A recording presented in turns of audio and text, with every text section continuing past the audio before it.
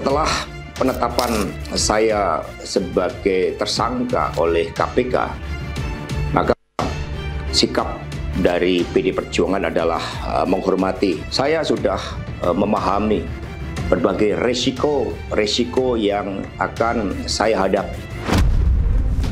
Saudara HK mengatur dan mengendalikan saudara DPI untuk melobi anggota KPU agar dapat menetapkan HM sebagai anggota DPR RI terpilih dari Dapil 1 Sumsel. Saudara HK mengatur dan mengendalikan saudara DPI untuk aktif mengambil dan mengantarkan uang suap untuk diserahkan kepada Komisioner KPU.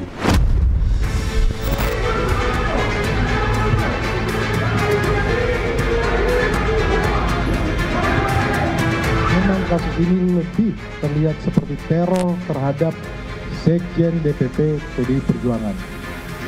Dan keseluruhan proses ini sangat kental aroma politisasi hukum. Kami melaksanakan proses penegakan hukum ya secara murni, secara profesional. Kalau Hasto itu ditangkap, saya datang.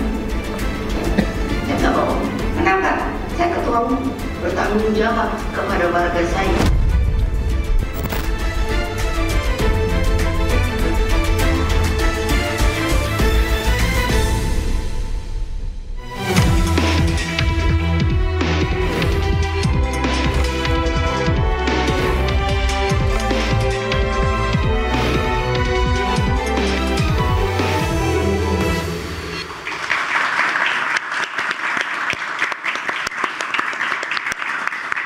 Pemirsa, perburuan Harun Masiku memasuki cerita baru. 4 tahun Masiku diburu, kini KPK menyeret Sekjen PDIP Hasto Kristianto sebagai tersangka bertepatan dengan rampungnya pilkada.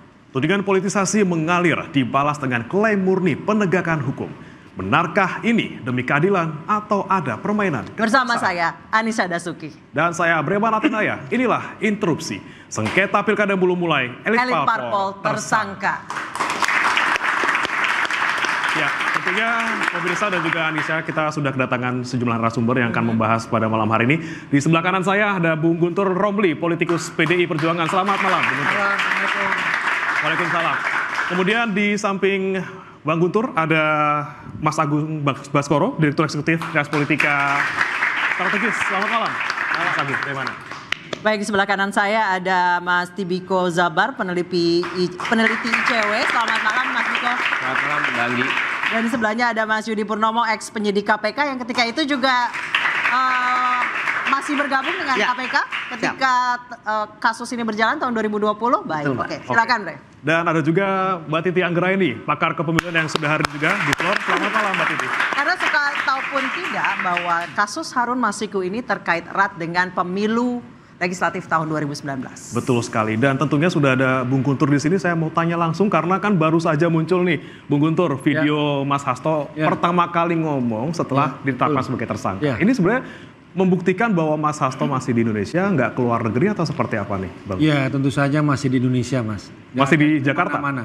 Dan Mas Hasto itu taat hukum dan kooperatif. Dan yang menarik adalah Mas Hasto sudah membuat puluhan video. Itu adalah yang tadi disampaikan itu yang pertama, akan ada lanjutan puluhan video yang juga di situ akan membongkar dugaan keterlibatan petinggi-petinggi negara kasus korupsi. Dan ini video-video nanti itu kalau diliris akan menggemparkan, Mas, akan mengubah peta pemberantasan korupsi, opini publik, dan luar biasa karena yang akan disebut nama-namanya dan bukti-buktinya nanti sungguh mencengangkan. Dan saya sudah menonton beberapa video tersebut dengan bukti-bukti yang sudah ada. Ini untuk membalas atau seperti apa nih, Bang Guntur? Enggak, kita akan bicara soal pemberantasan korupsi. Ya, kita akan membicara pemberantasan korupsi itu harus konsisten, jangan hanya tebang pilih. Jangan hanya tajam kepada PDI Perjuangan, kepada Sekjen PDI Perjuangan, tapi tumpul kepada kasus yang lain. KPK baru menggeledah kantor Bank Indonesia dan menetapkan 2 tersangka, kemudian tiba-tiba diralat. Nah, pertanyaannya adalah siapa yang meremote KPK? Kok bisa yang namanya tersangka itu diralat? Kemudian kasus-kasus korupsi yang lain yang sesuai dengan fakta-fakta di pengadilan. Misalnya kasus yang tambang yang menyebut Blok Medan, kemudian kasus private jet di situ nilainya triliunan, miliaran, tapi tidak pernah diberantas, tidak pernah muncul ke publik. Tapi ini kasus yang bukan pejabat negara. Hasto Kristianto adalah Sekjen PDI Perjuangan. Dan ketika kita membaca alasan-alasan atau bukti-bukti yang disampaikan oleh Ketua KPK sangat menggelikan dan menjadi bahan tertahan publik. Poin pertama misalnya, contohnya saya sampaikan. Apa hubungannya penetapan apa yang disebut dengan bukti oleh Ketua KPK terkait kasus suap Harun Masiku dengan penempatan Harun Masiku sebagai orang Toraja sebagai caleg di Sumatera Selatan? Apakah nggak boleh? Kenapa itu disampaikan sebagai bukti? Bahasanya Ketua KPK itu adalah bukti. Ini kan menjadi bahan tertawan publik. Bahwa kita ngelihat, disitulah kami menganggap bahwa ini benar-benar kasus politik, bukan kasus hukum, bukan kasus pemberatan korupsi, tapi benar-benar upaya melakukan kriminalisasi terhadap Sekjen PDI Perjuangan. Tapi di luar ada tudingan politisasi, apakah memang dari PDIP sendiri yakin bahwa Mas Hasto sama sekali tidak terlibat di kasus ini? Kalau kita membaca fakta pengadilan yang berkekuatan hukum yang tetap, ingkrah, putusan pengadilan kepada Wahyu Setiawan dan Agustiani tanggal 15 Agustus tahun 2020 nomor putusan 28 halaman 160 dan 161 yang menyatakan dalam pertimbangan hakim tidak ada yang namanya aliran dana kepada Wahyu Setiawan dari Hasto Kristianto tapi dari Harun Masiku. Jadi apa yang disampaikan oleh Ketua KPK kemarin itu nggak ada bukti-bukti baru. Mas Guntur, jadi menurut Anda Mas Hasto itu dikriminalisasi? Dikriminalisasi sejak awal bahwa kasus Harun Masiku itu upaya untuk menyerang PDI Perjuangan, menyerang Sekjen PDI Perjuangan, menjadikan sandera politik untuk Sekjen PDI Perjuangan. Jangan lupa bahwa yang disampaikan dalam video Mas Hasto yang akan dirilis nanti, bagaimana ancaman itu hadir kepada dia. Kalau sampai memecat namanya Jokowi dan keluarga akan ditetapkan sebagai tersangka. Dan itu setahun belakangan ini Mas Hasto selalu diancam dengan kasus Harun Masiku. Tapi Mas Hasto tidak pernah takut, tidak pernah takluk, dia tetap keras, dia tetap kritis meskipun jadi tersangka karena dia yakin tidak terlibat dengan kasus Harun Masiku. Mas Guntur, saya ke Mas Yudi. Mas Yudi, nama Hasto Kristianto sudah disebut di sidangnya Pak Wahyu ketika itu di tahun 2020. Apa benar tidak terlibat sama sekali? Atau sebenarnya sudah ada nama itu dari 2020? Ya, kalau kita bicara mengenai kasus kan tentu selalu berkembang. Nggak hanya mati di dalam suatu perkara. Apalagi perkara ini kan masih hidup dengan perkaranya Harun Masiku. Artinya kita bisa melihat ya bahwa putusan-putusan yang tadi disebutkan oleh Mas Guntur itu kan terkait dengan terdakwa yang masing-masing. Sehingga pembuktiannya adalah perorangan. Namun kita juga tidak bisa menafikan bahwa pada saat itu berarti bukti-bukti yang ada tidak bisa mencakup Pak Hasto. Namun kita bisa melihat pada saat ini ketika beberapa bulan belakangan ini ketika kita tahu bahwa terjadi pergantian Kasatgas gitu ya.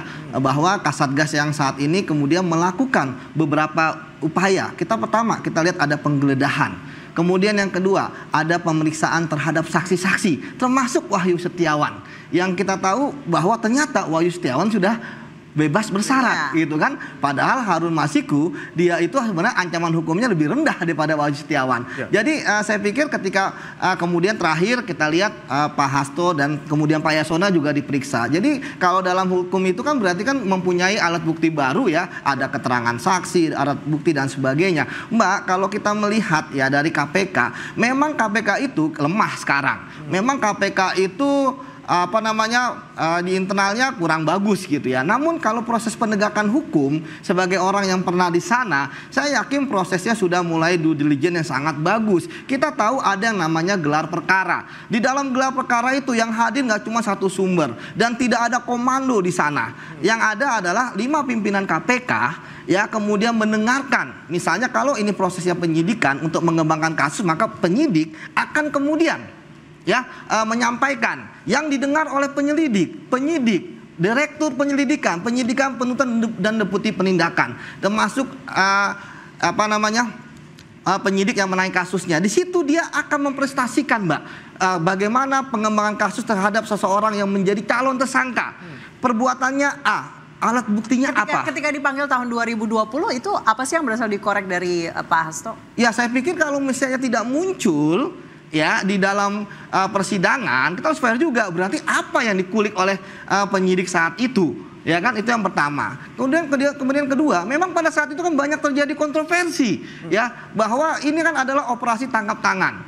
Ya, kita bisa melihat bagaimana misalnya ada kejadian di PT IKA. Kita bisa melihat bagaimana ada pemulangan penyidik yang saat ini menjadi Kasatgas, yang dia paham betul ya. Dia saat itu adalah penyidik tapi jadi penyelidik, tak paham betul kasus ini. Dia ada upaya melindungi, iya. Maksud Anda? Kok kenapa dipulangkan ke Polri? Tapi kemudian ketika ada protes dari saya dan teman-teman dari wadah pegawai KPK, saat itu saya ketua wadah pegawai KPK. Alhamdulillah akhirnya Mas Rosa kembali ke KPK dan sekarang dia diperintahkan untuk mengejar Harun Masiku. Artinya bahwa saya pikir untuk kasusnya Pak Hasto sendiri untuk 2 sprindik tersebut saya pikir sudah melalui due diligence yang bagus lah. Baik, saya ke Mas Agung. Mas Agung tadi Mas Yudi mengatakan bahwa sebenarnya hukumannya Pak Wahyu Setiawan itu lebih tinggi daripada hukumannya Harun Masiku. Kenapa Harun Masiku yang hilang? Iya, kalau substansi perkara saya tidak mengikuti kalau ini secara politik. Ya, tapi yang jelas saya akan menyoroti video Mas Hasto yang 4 menit 28 detik itu. Saya kira secara tekstual jelas pesannya akan mengikuti proses hukum. Saya kira itu bagus, harus kita apresiasi. Tapi saya melihat ada yang kurang di video itu ketika Pak Hasto tidak menjelaskan, menegaskan posisi beliau dalam kasus Harun Masiku yang dituduhkan kepada beliau sebagai tersangka. Selebihnya oke-oke saja. Apalagi beliau memastikan di internal PDIP ada soliditas yang bisa terbentuk sehingga partai dalam posisi ya siap mendampingi beliau. Tapi di luar itu semua saya kira ini Kalau dibilang ada upaya kriminalisasi Anda setuju? Karena sudah 4 tahun loh kasusnya. Ya sah-sah saja, politisasi, kriminalisasi. Karena kan memang ada kasus-kasus lain yang sedang berjalan di KPK dan kerugian negara lebih besar di sana. Tapi kenapa ini yang difokuskan? Itu kan menarik. Nah saya kira tahun 2025 besok sebenarnya adem politik kita. Tapi ternyata dengan kasus yang dituduhkan ke Mas Hasto ini kayaknya 2025 seterusnya akan sangat panas. Apalagi Bang Guntur bilang akan ada video-video lanjutan. Waduh. Saya jadi penasaran kan. Waduh, saya sama Bre yang capek nanti. Atau satu mulai dipasang di sini. Live gitu ya. Ini baru video pertama. Video kedua, ketiga gimana ini? Gemparnya seperti itu. Jadi saya lihat 2025 ini akan sangat panas, apalagi video tadi akan mengungkap banyak nama-nama yang dahsyat, yang besar seperti itu dengan kerugian-kerugian yang kita nggak tahu berapa. Yang kedua yang saya lihat ini menegaskan respon PDIP sebagai partai oposisi. Tadi Mas Guntur sempat menyebutkan bahwa ini ada hubungan sama pilkada. Kalau menurut Anda? Ya ada hubungan tapi karena kalah di pilkada Jakarta gitu maksudnya. Enggak ada hubungan dengan pilkada, tapi dengan elit-elit politik baik yang mantan atau sekarang masih penjabat. Atau karena menggemparkan video-video itu. Atau karena balas dendam mungkin, karena kemarin dipecat. Ini kan episode panjang dari Pilpres sebenarnya. Ya sampai pasca pilkada. Nah, balas dendam kata Bre. Balas dendam mungkin. Kalau bongkar-bongkaran kasus korupsi. Gimana Mas Agung kalau melihatnya? Ya kalau saya sih dalam politik ada aksi, ada reaksi politik ya. Jadi sah-sah saja asal dalam koridor aturan yang ada. Jadi ini bagus juga buat publik sehingga publik bisa tercerahkan sebenarnya duduk perkara untuk Harun Masiku seperti apa, untuk perkara kasus-kasus korupsi lagi bagaimana. Nah politiknya nggak apa-apa, video tadi silahkan dibuka gitu. Karena itu bisa membuat sistem berdemokrasi kita sehat, bagus. Tapi kemudian yang hukumnya juga harus dihadapi secara proporsional, profesional. Karena apa? Karena kita pengen lihat DNA PDIP ini kan partai yang pernah di oposisi, partai yang pernah berkoalisi. Bagaimana cara PDIP menghadapi proses hukum? Bagaimana cara PDIP berproses politik dan melakukan proses-proses yang lain? Ini juga bisa menjadi contoh partai-partai yang lain ketika menghadapi sebuah kasus, responnya harus bagaimana sih? Oh, responnya yang secara hukum begini, secara politik begitu, ada proses lain kita ikuti semua. Nah, saya kira ini penting, bagus buat demokrasi kita daripada semuanya yes atau daripada semuanya sekedar no, lawan, tolak, tapi kan nggak ada substansinya. Tapi kalau ini kan jelas nih, proses hukumnya main, proses politik jalan, semuanya terorkestrasi. Dan saya kira buat elit juga mikir nih, mau goyang-goyang PDIP, mau ganggu-ganggu lagi, repot juga nih barangnya. Seperti itu. Tapi saya mau ke Mas Biko. Mas Biko melihat kasus ini seperti apa? Karena ada yang bilang bahwa ini penyidik KPK yang lama ataupun pimpinan yang KPK yang lama ini tidak becus. Karena baru ketika diganti pimpinan KPK, baru kemudian jadi tersangka Hastonya. Makanya kemudian jadi ada isu ini politisasi. Ya, Mas Bre dan Mbak Anggi, pertama penetapan tersangka dugaan korupsi Sekjen PDIP Hasto Kristianto ini sebetulnya mengkonfirmasi buruknya kinerja KPK di era Firly Bahuri CS. Kenapa demikian? Saya menambahkan apa yang disampaikan tadi oleh Mas Yudi. Pak Hasto ini sudah masuk radar KPK sejak Januari 2020. Kala itu tentu ada momentum yang berbarengan dengan konteks penetapan tersangka mantan komisioner KPU Wahyu Setiawan. Itu yang pertama. Dan yang kedua adalah dalam konteks itu tentu masyarakat masih ingat betul bagaimana ketika ada proses membuntuti yang bersangkutan hingga akhirnya hilang di PT IKA tadi disampaikan, bahkan ada upaya dugaan intimidasi terhadap sejumlah penyidik KPK yang kala itu ICW mengatakan bahwa ini terjadi akibat kebocoran dan juga tidak adanya tanggung jawab pimpinan KPK saat itu. Itu kami menengarai seperti itu. Artinya dengan kata lain, kami ragu ketika itu komitmen KPK Firly Bahuri CS untuk menegakkan hukum kasus korupsi terkait dengan kasus yang menjerat Wahyu Setiawan yang juga terkait dengan Harun Masiku seperti itu. Nah, yang kedua, tentu ini menjadi kritik juga bagi KPK sebab apa? Kami di ICW sebetulnya melihat kasus pergantian antar waktu DPR ini adalah satu dari paling tidak ada 14 tunggakan perkara yang sebetulnya harus KPK selesaikan seperti itu gitu ya.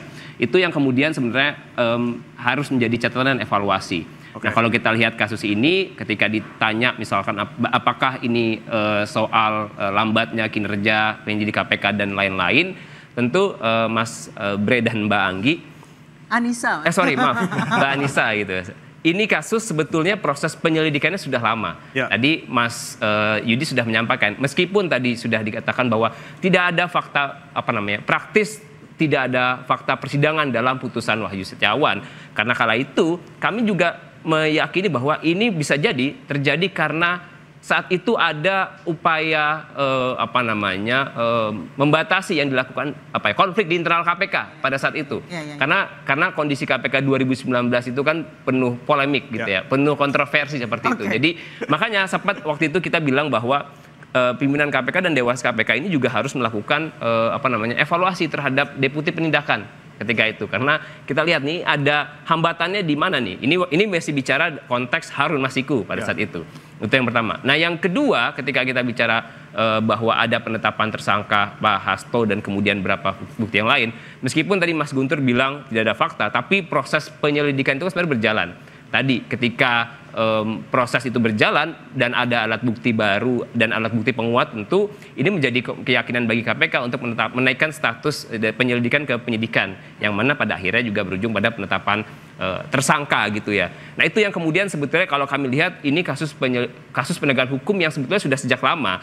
Bahkan sebetulnya kalau KPK berani dan komitmen, sebetulnya ini sudah bisa diproses jauh sebelum tanggal 24 kemarin. Kok dilalah kok baru sekarang dan setelah pilkada gitu. Kita akan tanya ke Mbak Titi. Nah, karena kasus Harun Masiku ini melebar kemana-mana karena dibiarkan terlalu lama. Padahal kasus ini adalah sengketa pemilu tahun 2019. Nanti kita akan tanyakan ke Mbak Titi. Usai jeda, sebenarnya apa sih duduk perkara kasus yang menyeret Harun Masiku kemudian sekarang terbawa Sekjen PDI Perjuangan Hasto Kristianto. Usai jeda, tetap di Interupsi.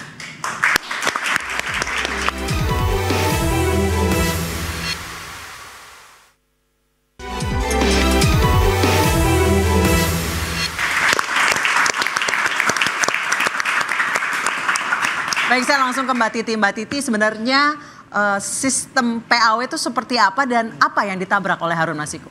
Jadi kasus Harun Masiku itu ada dua masalahnya. Pertama, ketidakpatuhan pada sistem pemilu proporsional daftar terbuka dengan suara terbanyak. Yang kedua adalah pemaksaan caleg-caleg favorit elit lah, kalau bisa dibilang begitu. Yang pertama begini, kasusnya berawal dari ada caleg di Dapil 1 Sumsel yang meninggal dunia. Namanya Nazarudin Kimas, ini adiknya Pak Taufik Kimas. Seharusnya kan kalau ada caleg yang meninggal, karena waktu itu meninggalnya kadung surat suara sudah dicetak.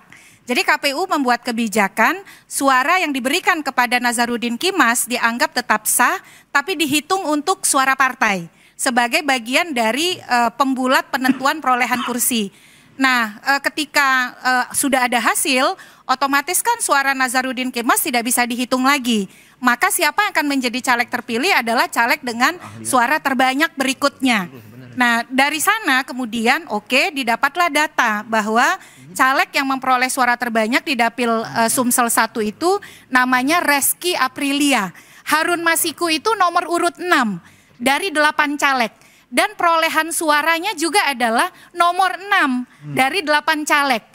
Tiba-tiba kemudian diajukanlah uji materi ke Mahkamah Agung. Ada putusan Mahkamah Agung nomor 57P/HUM/2019. Intinya adalah Mahkamah Agung mengatakan sah suara dari caleg yang meninggal dunia dihitung untuk suara partai. Kemudian bersuratlah PDIP ini 3 kali ke KPU. Ada 3 surat. Surat yang pertama ditandatangani oleh Bambang Pacul dan Sekjen Hasto. Surat kedua ditandatangani oleh Yasona Lauli dan Sekjen Hasto. Surat yang ketiga ditandatangani oleh Ketum Megawati dan Sekjen Hasto. Kenapa saya bilang ini mengingkari sistem pemilu? Karena yang diminta adalah agar KPU itu menentukan caleg terpilih adalah bukan Reski Aprilia yang memperoleh suara terbanyak, melainkan Harun Masiku yang memperoleh suara terbanyak nomor 6 dari 8 caleg. Dan itu dibalas oleh KPU tidak bisa begitu. Karena kalau sistem pemilu proporsional daftar terbuka suara terbanyak, yang harus menjadi caleg terpilih adalah Reski Aprilia, bukan Harun Masiku. Dari sisi logika sistem pemilu tidak mungkin Harun Masiku yang menjadi caleg terpilih. Kalau menetapkan Harun Masiku sebagai caleg terpilih, maka KPU satu sudah melanggar sistem pemilu, dan yang kedua KPU sudah melanggar etika sebagai penyelenggara pemilu. Nah, disitulah problemnya dari kasus Harun Masiku ini. Dari sisi pemilu satu tidak patuh pada sistem, yang kedua ternyata memperlihatkan ada favoritisme dari elit terhadap caleg dan mengabaikan suara dari rakyat. Karena kalau betul-betul mengikuti suara rakyat, sudah terang benderang yang jadi caleg terpilih itu Reski Aprilia, bukan Harun Masiku. Nah, pertanyaan kalau soal motif kenapa dipaksakan Harun Masiku, sudahlah suaranya nomor 6 dari 8, itu yang kita tidak tahu. Baik, kita tanya langsung ke Bang Guntur Romli, silakan dijawab Mas Guntur. Ya, terima kasih. Terkait dengan penentuan PAW partai, itu kan juga ada hak partai itu sendiri dan itu sudah ditetapkan dalam undang-undang. Untuk kasus 2019 kan sebenarnya tidak hanya Harun Masiku yang disampaikan oleh PDI Perjuangan, tapi juga ada caleg lain atas nama Maria Lestari. Kemudian jangan lupa itu juga tidak dilakukan oleh PDI Perjuangan tapi juga oleh Gerindra. 2019 Mulan Jamila itu juga mendapatkan PAW dan dia melompati 2 caleg di atasnya. Dan ini tidak ada kasus yang besar seperti Harun Masiku. Persoalannya adalah ketika kita melihat bahwa DPP sudah memberikan surat, sudah ada fatwa Mahkamah Agung, kemudian Maria Lestari lolos, Mulan Jamila lolos, tapi kenapa Harun Masiku yang dimintain duit? Kalau saya waktu itu jadi Harun Masiku, saya akan melaporkan ini percobaan pemerasan terhadap dia. Ya, kalau saya terjadi.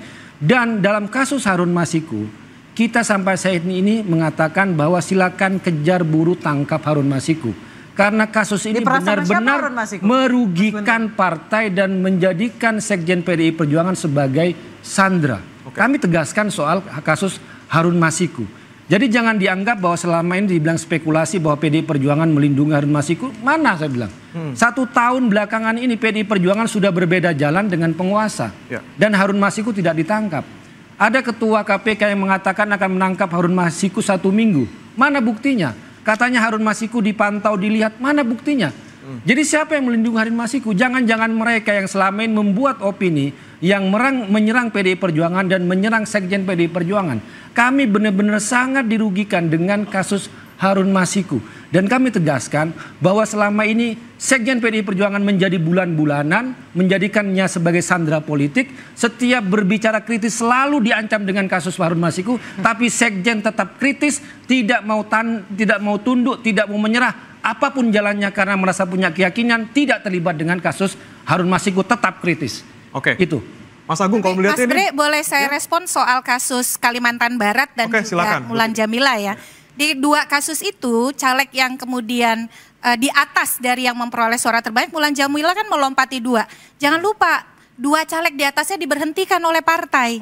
Termasuk juga kasus Kalimantan Barat. Sementara kasus di Dapil Sumsel 1 ini, Reski Aprilia tidak pernah diberhentikan oleh partai. Jadi dalam situasi sama-sama semua yang di atas Harun Masiku itu masih memenuhi syarat. Jadi ada situasi hukum yang tidak sama antara kasus Kalimantan Barat, lalu kasus Mulan Jamila dan kasus Harun Masiku. Jangan lupa Mbak, kasus Jamila itu ada putusan pengadilan PT UN yang menggugat putusan DPP. Ada putusan gitu kan? PN Jakarta Selatan. Jadi, tapi caleg yang di atas si Mulan Jamila itu diberhentikan oleh partai. Kami lebih memilih tidak memberhentikan anggota kami secara tidak terhormat hanya karena berebutan suara. Karena kami punya mekanisme penilaian sendiri dalam internal partai. Tidak semua yang namanya dapat suara. Kalau ada laporan di Mahkamah Partai, misalnya ada upaya untuk menyalahgunakan, memasukkan suara partai menjadi suara pribadi dia, di PDI Perjuangan tegas, pasti akan melakukan pergeseran pemilihan. Jadi dalam internal mekanisme partai itu ada mekanisme sendiri, dengan segala hormat Mbak Titi. Ya, gitu. Makanya kemudian KPU, Mas Guntur, tidak bisa mengikuti surat itu.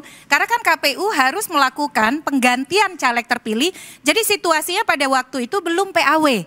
Karena dalam situasi yang pertama kejadian untuk mengganti caleg terpilih. Tidak bisa mengganti caleg terpilih kalau caleg-caleg di atasnya masih memenuhi syarat dan tidak dipecat oleh partai. Ketentuan perundang-undangannya begitu. Dan Undang-Undang MD3 juga mengatur penggantian atau PAW itu hanya bisa dengan sekian kriteria. Tidak ada alasan kalau misalnya caleg yang masih memenuhi syarat digantikan oleh caleg dengan suara terbanyak yang jauh lebih rendah. Jadi situasi hukumnya memang seperti itu pada waktu itu. Oke, bagaimana kemudian mekanisme yang sebenarnya harus dilakukan, yang benar seperti apa, kita akan tanyakan nanti ke Mas Agung, tapi jangan kemana-mana pemirsa karena interupsi akan segera kembali usai jeda berikut.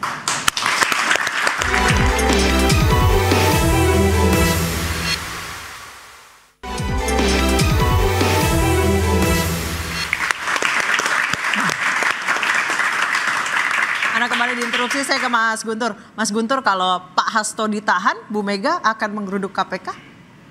Ya, seperti yang disampaikan oleh Ibu Megawati dan kita akan melihat nanti, Mbak. Kapan ditahannya Sekjen PDI Perjuangan dan nanti kami akan melakukan tindakan-tindakan hukum dan nanti kita lihat. Gitu. Oke, apa nih, mau digugat tersangkanya, statusnya, atau mungkin mau pra-peradilan atau seperti apa? Atau ya, Bu Mega akan memimpin demonstrasi di KPK atau bagaimana? Kita lihat nanti, Mbak. Kita lihat. Tapi upaya-upaya hukum itu akan dilakukan. Dan itu sedang disiapkan oleh tim pembela hukumnya Sekjen PDI Perjuangan. Oke, tapi kalau untuk posisi Pak Hasto berarti masih Sekjen sampai sekarang? Ya, atau? sampai saat ini beliau masih Sekjen PDI Perjuangan. Hari ini juga masih memimpin rapat konsolidasi struktur partai dari DPC, DPD. Karena kan kami juga pada bulan Januari akan ulang tahun, kemudian juga tahun depan juga akan ada kongres. Jadi beliau masih menjalankan fungsi kesekjenan gitu. Baik, saya ke Mas Agung. Mas Agung, ini ketika PDIP kemudian sekjennya dijadikan tersangka, ini apakah ada upaya di balik sana untuk menggoyahkan PDIP jelang Rakernas? Atau balas dendam pasca pemecatan? Ya, upaya-upaya itu saya kira terlihat kasat ya di jalanan kita ketika ada spanduk yang ramai menyatakan bahwa Ibu Ketua Umum Mega itu ilegal semacam itu dan beberapa statement-statement yang saya lihat agak keras kasar ya seperti itu. Jadi ketika Pak Hasto ini dalam tanda petik menjadi tersangka, saya kira namanya PDIP punya DNA posisi yang kuat, berkoalisi juga pernah, tidak ada kata mundur ataupun berubah sikap seperti itu karena memang mereka punya garis partai yang jelas. Apalagi Ibu Ketua Umum kan memang selama ini seperti mengayomi semua kader-kader ya. Jadi yang paling penting Ibu Ketua Umumnya sebenarnya. Nah, Ibu Ketua Umumnya ke depan setelah Pak Hasto menjadi tersangka ini mau ngegas apa ngerem. Tapi dengan statement Mas Guntur ini kayaknya ngegas terus bahkan gaspol kan seperti itu. Nah, kalau gaspol berarti ini pesan kepada pemerintahan hari ini bahwa PDIP bersikap oposisi dan itu pesan positif bagi publik. Kenapa? Karena roda pemerintahan kita akan punya check and balances yang proporsional, profesional dan harapannya bisa semakin menyehatkan ya interaksi elit dan publik agar apa? Agar ya bernegara kita semakin bagus seperti itu. Berarti PDIP sama sekali tidak goyah, malah siap-siap mau hajar pol lagi. PDI Perjuangan semakin ditekan semakin melawan. Semakin ditekan semakin melawan. Luar biasa. Coba saya mau ke Mas Biko dulu. Mas Biko, ini kan saya melihat ada sesuatu yang titik terang lah ketika kemudian Pak Hasto jadi tersangka. Kemudian apakah kemudian nanti bisa membuka pintu untuk membuka Harun Masiku ataupun menangkap Harun Masiku atau membuka kong-kali-kongan PAW seperti yang tadi Bu Titi bilang? Iya Mbak Anissa dan Mas Bre, sebetulnya kasus ini jadi batu uji bagi pimpinan KPK terpilih, pimpinan KPK baru untuk membuktikan keseriusannya dalam penegakan hukum kasus korupsi. Itu yang patut diperhatikan yang pertama. Dan yang kedua, kami mendesak juga bahwa KPK kalau memang serius bongkar kasus ini secara tuntas, dengan kata lain masih ada pekerjaan rumah soal buronan Harun Masiku yang hingga kini belum ketemu.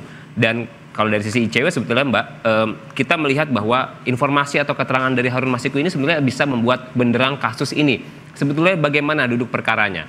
Kan kalau kita lihat dari konstruksi kasus dan juga keterangan yang disampaikan penyidik KPK, sebetulnya kan satu adalah isunya adalah soal suap menyuap yang diduga turut serta melibatkan Sekjen PDI Perjuangan Hasto Kristianto dan juga Harun Masiku. Dan yang kedua adalah penghalang-halangi upaya penyidikan atau obstruction of justice. Itu kira-kira dihalang-halangi kenapa?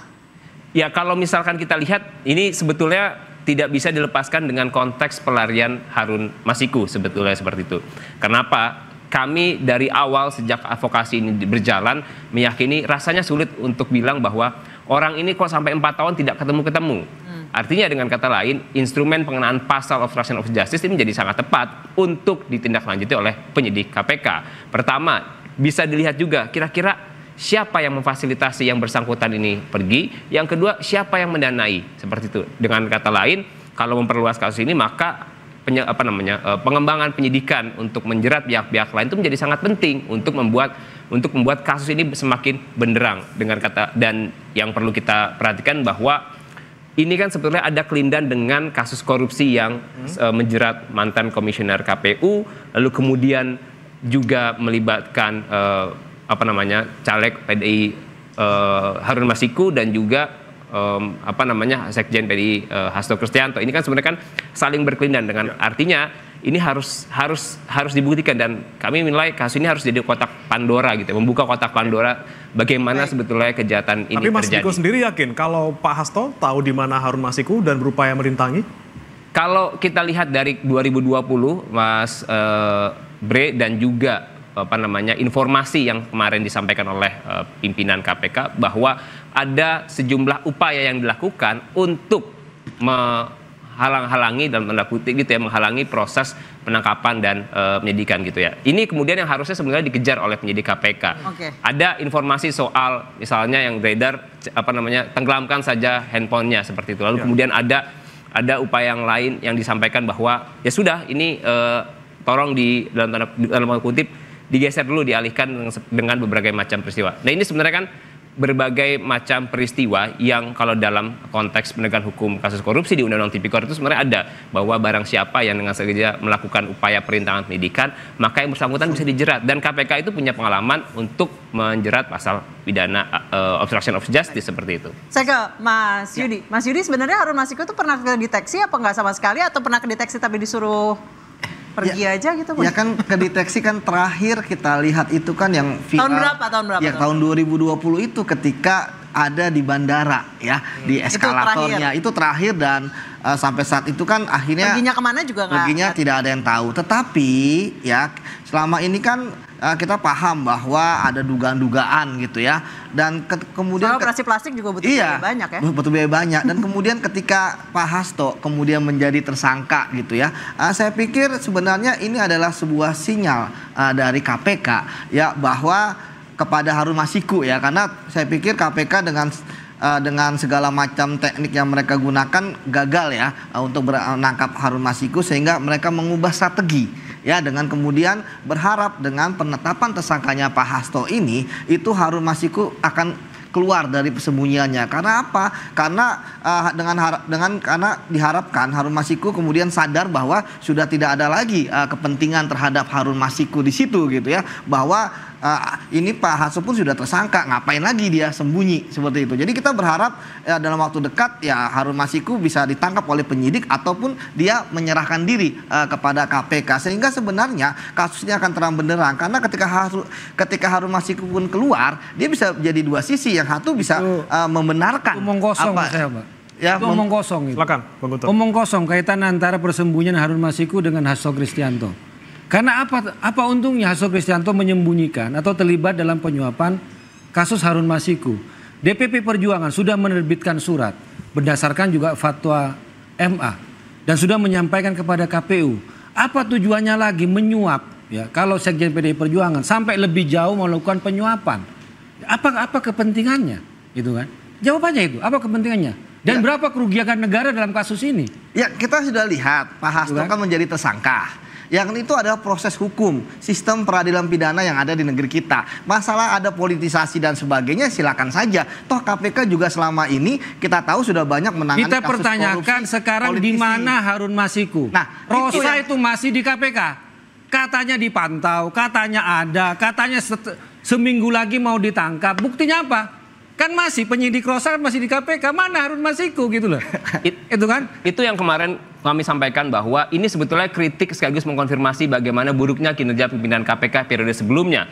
Bahwa kenapa termasuk penyidik juga dong. Rosa ada sebut juga mana Harun Masiku nggak ditangkap sampai sekarang itu. Mas Guntur, kami juga sebetulnya menyampaikan bahwa Dewas KPK dan pimpinan KPK kala itu harus merombak dan mengevaluasi betul bagaimana kinerja deputi penindakan. Sebab apa? Satu, tadi ada problem dari pimpinan KPK yang buruk. Yang kedua, seperti kami menilai dan menduga ada hambatan yang terjadi di level kedeputian penindakan. Nah, itu yang kemudian sebetulnya kalau dalam catatan ICW ini yang harus dievaluasi dari konteks dalam konteks penegakan hukum yang dilakukan oleh KPK. Itu yang pertama. Dan yang kedua adalah kalau misalkan kita bicara soal penegakan hukum, Mas Guntur, ini kan prosesnya sudah lama. Sudah ada 4 tahun seperti itu. Dan kalau menambahkan apa yang disampaikan oleh Mas Yudi, tentu muatan yang kuat gitu ya tadi ya. Pasal yang dikenakan adalah turut serta melakukan upaya suap gitu dan juga upaya perintangan penyidikan. Nah, ini yang kemudian kalau lihat dari fakta-fakta, dari informasi maksud saya yang disampaikan oleh pimpinan KPK, sebetulnya kan ini kan mengarah ke arah sana. Maka bagi ICW ketika kasus ini kemarin sudah naik ke level penyidikan, segeralah naikkan status kasus ini ke level persidangan. Supaya apa? Supaya semakin jelas kalau memang kita membuktikan bahwa kasus ini sebetulnya sudah alat buktinya sudah cukup gitu ya. Dan ini kan kalau kita tadi saya sempat sampaikan di awal, prosesnya sudah lama dan sebenarnya alat bukti sebenarnya sudah ada nih.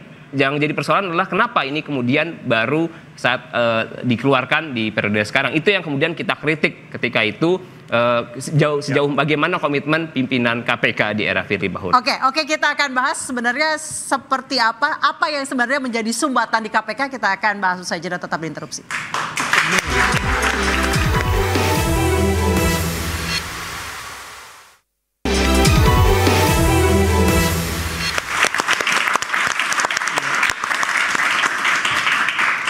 Ya, ada kembali di interupsi pemirsa. Saya mau ke Mbak Titi. Dari tadi belum komentar nih soal penetapan tersangka Hasto. Ini sebenarnya ada hubungannya nggak sih sama amis-amis politik pasca pilkada? Dan kira-kira ke depannya nih sistem pemilu yang harus diperbaiki seperti apa supaya nggak kayak gini lagi nih, Mbak Titi? Iya, 2024 ini memang PDIP jadi game changer ya, berkat putusan Mahkamah Konstitusi.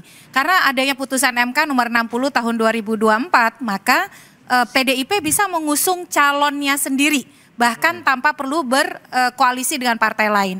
Dan situasi itu memang menguntungkan PDIP, sebut saja di Jakarta, lalu juga Banten, kemudian Jawa Barat, Jawa Timur. Dalam konteks itu memang PDIP menjadi sorotan, karena dia mendapatkan insentif dari putusan MK dan mengubah konstelasi politik. Dikaitkan dengan perkara ini, apakah ini berkaitan dengan politisasi perkara atau tidak, yang akan membuktikan adalah proses persidangan. Karena kan persidangan itu terbuka. Maka sebelum menuju ke persidangan, kemampuan KPK membuktikan transparansi, keterbukaan, dan akuntabilitas proses yang mereka lakukan sampai kemudian nanti penuntutan, itu akan membuat opini publik nanti akan terbentuk begitu ya. Apakah alat bukti yang disajikan itu betul-betul kokoh untuk kemudian mentersangkakan dan kemudian menterdakwakan Sekjen PDIP, ataukah publik akan melihat ini lebih kental aroma politiknya atau tidak. Jadi saya setuju dengan Mas Biko tadi bahwa ini menjadi pertarungan dan juga pertaruhan kredibilitas KPK dan pimpinan yang baru. Nah, yang kedua, ke depan seperti apa? 2025 RUU Pemilu dan juga RUU Pilkada, revisi Undang-Undang Pemilu dan revisi Undang-Undang Pilkada masuk prolegnas, akan diubah. Kalau saya sih apapun pilihan sistem pasti ada kelemahannya. Tetapi yang kita harapkan kalau kita memang memilih sistem proporsional terbuka, kalau sekali partai sudah mencalonkan calon dengan terbuka, siapa yang mendapat suara terbanyak itulah yang dihormati. Supaya kita tidak sibuk dengan hal-hal yang seperti ini. Itu. Baik, saya ke Mas Agung. Mas Agung, PDIP 2025 akan dilanjut ke perang dingin di legislatif atau akan lebih cair bergabung dengan pemerintah. Tapi kalau lihat dari tadi Mas Guntur sih kayaknya ngegas ya. Iya, tapi melihat PDIP di DPR dengan di partai itu saya hari ini kok beda ya. DPR itu ada Mbak Puan. Iya, PDIP yang di DPR dengan PDIP yang di panggung TV beda ya. Beda. DPR itu ada Mbak Puan, tapi di partai ada Ibu Mega. Jadi ketika melihat PDIP hari ini kita melihatnya tidak tunggal. Harus dalam perspektif yang ya multi perspektif gitu. Karena bisa jadi ya check and balances tetap jalan, tapi di saat yang sama kritisme juga bisa. Gitu. Kompromisme. Ya, artinya apa? Saya berharap momentum Harun Masiku efek ini bisa menjadi arahan bagi PDIP untuk dengan maksimal menghadapi proses hukum seprofesional mungkin. Kemudian bagi KPK bagaimana caranya mengembalikan kredibilitas lembaga ini yang di era sebelumnya itu sangat terpuruk sekali. Di banyak temuan lembaga survei, biasanya KPK itu tertinggi, terbagus, image-nya, persepsinya, citranya. Tapi di banyak temuan lembaga survei sepanjang periode kemarin itu sangat buruk seperti itu. Jadi saya berharap momentum ini bagi PDIP bisa lebih baik secara institusional karena peran yang baru sebagai oposisi bukan berkoalisi, tapi bagi KPK jauh lebih penting bagaimana seprofesional mungkin, sekredibel mungkin menunjukkan kepada publik. Menurut Anda KPK. Dengan pengungkapan kasus Harun Masiku ini bisa mengembalikan nama KPK? Harusnya bisa, dan mengungkap kasus-kasus lain yang hari ini menumpuk pekerjaan rumah. Nanti akan dibongkar oleh Mas Guntur Romli CS ya? Bisa jadi Mas. Nunggu kapan nih Mas Guntur kira-kira? Tunggu video-video selanjutnya. Tunggu video. Tapi kalau di internal sendiri nanti 2025 seperti apa PDIP? Ya kita tetap solid Mas, karena kan kita mau menghadapi Kongres dan kita melihat bahwa persoalan. Tapi tadi kayak ada dua wajah itu tuh kenapa? Oh enggak. Di parlemen kita juga menyampaikan aspirasi masyarakat misalnya yang kritis terhadap kenaikan PPN 12%. Ya, cuma gara-gara tersangka ini kan kemudian isu itu kemudian hilang. Kemudian saya sampaikan tadi juga soal penggeledahan gedung BI, bahwa di situ sudah disampaikan oleh Deputi Penindakan ada 2 tersangka dan katanya bocor ke publik itu ada politisi yang sekarang berkuasa. Kemudian 2 hari setelahnya diralat oleh seorang jubir KPK. Pertanyaannya, siapa yang merimut KPK? Apakah kita masih bisa percaya kepada lembaga yang tidak profesional seperti ini, menyampaikan sudah ada 2 tersangka, kemudian diralat, kemudian setelah itu menetapkan Sekjen PDI Perjuangan sebagai tersangka atas kasus yang sangat lama, fakta pengadilan semua bisa dibuka di website Mahkamah Agung. Soal remote-meremot itu sensitif sekali ya. Ya memang, tapi kenyataan kita harus menyampaikan. Kemudian kasus misalnya Blok Medan hilang, private jet kemudian hilang, kasus-kasus korupsi yang lain isunya hilang. Semuanya tajam kepada PDI Perjuangan dan Sekjen Perjuangan, tapi tumpul pada kasus-kasus yang lain. Makanya dianggap inilah yang disebut dengan politisasi, inilah kriminalisasi. Apalagi Ketua KPK menyampaikan ada bukti. Orang Toraja ada jadi caleg dengan Sumsel. Ini tertawan publik, sorry aja gitu loh. Itu jebakan sebenarnya untuk Ketua KPK. Ini alasan yang menjadi bahan tertawan publik itu kalau bagi saya. Mas Yudi langsung. Ya, bagi saya ketika pimpinan baru ini ya sudah menerapkan standar tinggi ya di dalam penetapan tersangka, artinya seharusnya ini bukan yang pertama dan terakhir. Jangan layu sebelum berkembang. Saya sepakat dengan Mas Guntur ya, itu kan permasalahan-permasalahan di pimpinan yang sebelumnya. Soal remote-meremot sekarang di remote siapa itu? Ini kata Mas Saya pikir kalau masalah remote-meremot ya kalau kan bisa dipanggil oleh Komisi 3.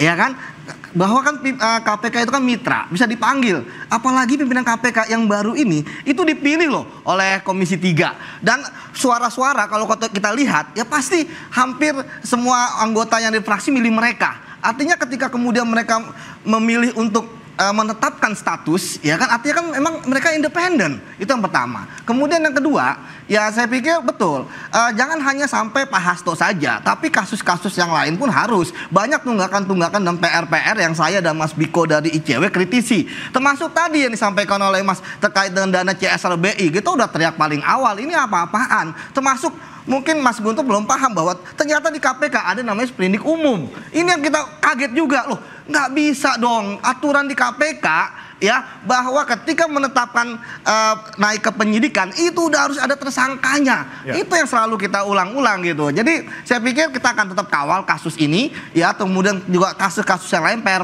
kita sudah punya banyak listnya Mas Guntur, jangan takut gitu ya. Kita nggak akan gentar gitu kan KPK. Jadi nah permasalahannya kan sekarang pimpinan baru ini tadi saya katakan ini standarnya udah tinggi nih ya kan. Pak Hasto, Sekjen PDIP. Jangan sampai besok ternyata sama bupati aja takut. Ya kan? Seperti yang kemarin. Bayangkan ada orang, gubernur ya kan, mereka nggak mau DPO keluar. Ya. Ini kan menarik, benar. Jadi ketika Mas Guntur hanya punya persepsi macam-macam seperti ada tebang pilih ya, itu hal yang wajar gitu ya. Tapi sekali lagi bahwa bagi saya pimpinan KPK sekarang ini, kalau misalnya mereka menurun dari sisi prestasi, dari sisi penangkapan, maka yang terjadi betul kepercayaan pada kepercayaan publik akan semakin menurun. Seperti itu lanjut langsung. Ya, saya tadi menyampaikan poin penekanan bahwa ketika sudah ada penetapan tersangka dan berkaca bagaimana KPK memproses status penyelidikan ke penyidikan, maka sebetulnya kan sudah ada alat bukti yang kuat. Nah, dorongan kami di ICW adalah segera limpahkan kasus ini ke persidangan. Agar apa? Agar membuat kasus ini semakin benderang. Itu yang pertama. Dan yang kedua, tentu tidak boleh berhenti pada satu aktor. Ini jadi pintu masuk bagi KPK untuk mengembangkan proses penyelidikan. Aktornya pasti banyak ya? Tentu peluang itu sangat terbuka, Mbak Nisa gitu ya. Dan KPK punya kewenangan tentu melakukan pencegahan seperti yang dilakukan saat ini gitu. Itu yang kedua. Dan yang ketiga, patut diingat tadi beberapa kali kami sampaikan bahwa KPK punya PR penegakan hukum kasus korupsi. Ada banyak kasus yang menunggak dari periode Firly dari 2019 dan sampai dengan periode akhir 2024 ini gitu ya. Kami mencatat ada 14 dan kasus PAW ini hanya satu dari 14 kasus tersebut. Masih ada lagi penuntasan kasus korupsi bansos, masih ada lagi kasus yang lainnya EKTP dan lainnya. Itu yang kemudian sebenarnya menjadi pekerjaan rumah gitu ya. Kalau KPK berani dan serius melakukan penegakan hukum kasus korupsi, maka ini menjadi batu uji yang harus dibuktikan segera seperti itu. Baik, kasus ini menjadi batu uji bagi pimpinan KPK yang baru. Apakah mampu melompatinya atau justru tersandung lagi? Kita tunggu saja. Saya Anissa Dasuki. Saya Bre Paratanaya. Mau masih sudah habis. Mohon maaf, kami pamit. Sampai jumpa di interupsi pekan depan.